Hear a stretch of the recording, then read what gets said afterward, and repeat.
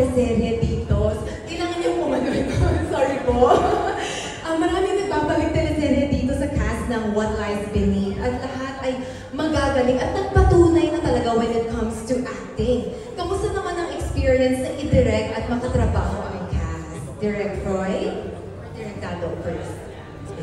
Ayun, some of them nakatrabaho na namin ni Direct Dado from Viral Scandal, Killer Bride, and most of them sa MMK, nung assistant director pa ako. Actually, yun lang, nabanggit nila Ate Ara sa kanila, Benson, na yung story kasi comes with realism. Tapos, ang challenge namin doon ng cast is paano namin mabubuo yung mga characters nila. Siyempre, individually na hindi magkakapare-pareho. Tapos, siyempre, yung kung paano isinulat is complex kada character. I must say na with these gifted and talented actors, they made our job a lot easier.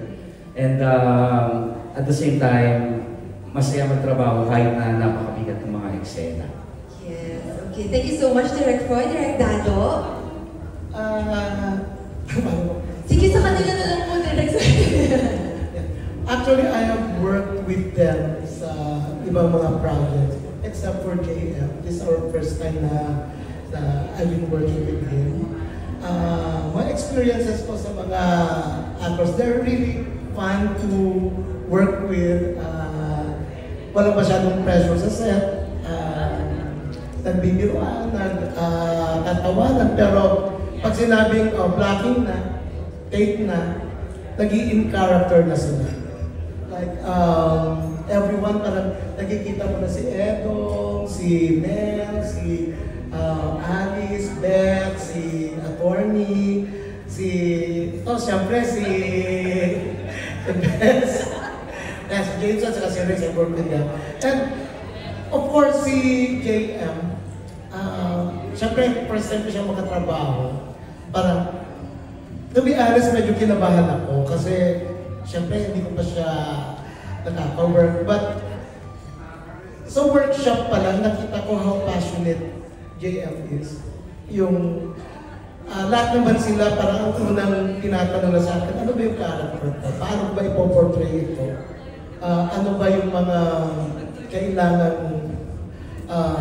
ipakita? Because just like what Ara and Benson said, their characters are very complex. Maraming mga nuances. Maraming, ito nga yung yung parang, ang mga character, hindi lang physical yung yung pinapakita nila, kundi very internal yung complex nila. So, minsan parang pag sinasabi sa na parang, dapat ito yung sinasabi mo, pero iba yung nasa, nasa nararamdaman mo, iba yung nasa gut mo. And they're very professional and they really delivered sorry kung sabi mo outstanding performance because they really and saka medyo sila parang very patient sila na ilang takes, ilang whatever. Sabi ko nga parang we really don't settle for anything less. At saka lahat ng eksena pinaghihirapan. Walang madali. Kasi kahit pag binasa mo, parang ay, dali naman to. Pero actually hindi, kasi yung nuances nun, matindi pa rin. And I'm so happy to be to have worked with them. Thank you so much, Direct. Last question, follow-up lang to our directors. From your perspective or standpoint as directors, ano sa tingin mo yung biggest challenge ng actors with this kind of storyline and yung mga topics that are being tackled? Any of you can answer for Direct. I think the biggest challenge really is this is not just a drama or this is not just a comedy. It is more than that. It's a suspense thriller. So sabi nga ni Sue, sa kanila madaling magpaiyak, madaling magpatawa. Si Beth yan, yung character niya medyo kikay-kikay siya. Pero ang mahirap ng manako, kasi it takes a lot of, alam mo yun, physical, and marami, hindi lang yung acting ang binabantayan, kundi pati shots, ang gulo, and everything, and ilang takes, and because of that, diba, parang ang dami-daming mga takes, ang daming mga shots and all that, and nakakatuwa na talagang din naging sila. Thank you, Direk Roy. If I may add, saka syempre yung mga characters nila, hindi pa naman din kasi talaga nilang na-experience unless si Sue binubugbog. Si Charlie, teacher, si Kyla, lawyer, which is very hard na i-portray dahil syempre ang trabaho natin ay sila ay mga artista. So, together with the team, with the creative, the production staff, talagang thorough yung research na ginagawa namin. Siyempre kami rin yung direktado, very careful kami doon. Siyempre, how? We are asking our friends na from mga lawyers, mga teachers, lalo na kung may mga kapatid akong mga teachers. Ayun, kung paano namin i-handle, kasi siyempre these are real people. We are showing real people para makarelate yung mga tao. And then, yun siguro yung isa sa pinakamahirap. Lalo na siguro yung maging preso dahil wala pa naman nakukulong sa amin. Ayun. Kaya yun yung mga challenges na hinarap namin ng buong team. Thank you. Okay, thank you, Direk Roy. Okay, so before I start asking the question, because Open Endings won the Best Ensemble Performance Award at the 21st Cinemalaya Film Festival. So congratulations, Janella, and to your whole team. Thank you so much. Okay, so tara, magtanungan na tayo. Kyla, the first question is yours. So this question is from Alan Second Stars Photog. After doing action sa previous teleserye mong Incognito, anong i-expect ng viewers sa bago mong character dito? Well, definitely it's a very different genre altogether. So I feel like the feel of the show is very different, and yung character ko as a whole, she's an attorney. She has a lot of layers emotionally, but I feel like the main thing in terms of acting-wise siguro, yung napapansin kong difference is dito na-challenge ako sa restraint. Kasi I feel like with Direk Roy, Direk Dado, and I, we're very careful in plotting the scenes wherein Erica is able to really show her vulnerability.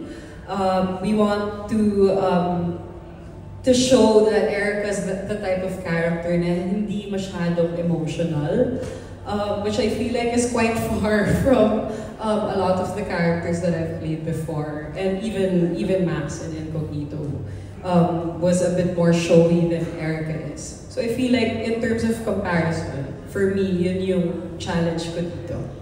Okay, thank you so much, Kyla. Up next, the question is for Charlie. From Alan sa Constars Photog pa rin. This is your comeback teleserye after you got married. So, kamusta ka naman being a wife? Na-miss mo ba ang acting? At paano ka nakaka-relate sa character mo dito? Sir Alan, thank you. Actually, hindi naman ito yung first time kong ginawa after I got married. May mga nagawa din ako pero hindi pa lang lumalabas. Pero siguro ito yung first time ko na yung character ko din as a wife. So, yeah, nakaka-relate ako in terms of yung kung paano yung dynamics din namin ni Yves. Medyo ganun din kami talaga ni Carlo. And siguro, yun yung mga nagpadali din. Kasi hindi ko rin ma-imagine paano ko siya gagawin kung hindi ko pa na-experience, diba? Tapos, syempre, iba din kasi hindi naman ako teacher sa tunay na buhay. Oo, pero siguro nakaka-relate din ako na yung character ni Beth kasi may pagka-light, tapos may pagka-outspoken siya. So, I believe ako din talaga yun sa totoong buhay. So, ayun. Thank you, Sir Alan. Thank you so much, Charlie. This next question is from Albert of Chicanes, and it's for Janella, Sue, Kyla, and Charlie. So, the project features 4 strong female leads. How would you describe the collective energy or atmosphere on set, especially when all 4 of you were shooting intense scenes together? Sue, do you want to start? Aamin na po kami ngayon na napakahirap hirap po mag-eksena pag kaibigan mo yung mga ka-eksena mo. Oh, grabe. Pag kaming apat na yung nagsama-sama, you can ask our directors, sumasakit po yung ulo nila sa amin. Sabi ni Direk Roy last time, tama nga si Direk Dado, pag nagsama-sama kayo, tawa kami ng tawa. It just goes to show how much we enjoy what we're doing, how excited we are to be together and actually do scenes together. I'm so happy to be working with all of these girls and itong mga boys namin na napakahusay. At talaga po, promise, ginalingan po namin sa serye na to. I'm sure mag-e-enjoy talaga kayo. Ayun, ang energy namin, most of the time, magtatawanan kami, pero pag action, game na kami, game face on, we're ready, we know our characters, and excited na kami talaga na mapanood ng mga tao. Thank you, Sue. Janela? Ayun, masabi na niya. Pero ayun, kahit nagtatawanan kami, to add to that, grabe din yung ano namin kapag mga emotional scenes. Talagang nagbabatuhan kami ng energy. Ang sarap-sarap pala na nagsusuportahan kami na magagaling lahat ng kasama mo tapos nagpo-flow lang ng maganda yung emotions, yung energy. Ang sarap maka-eksena ng tatlong to. Kahit na ang hirap. Ang hirap pag nagtititigan ka. Pigil ng tawa, yun yung challenging pala. Charlie?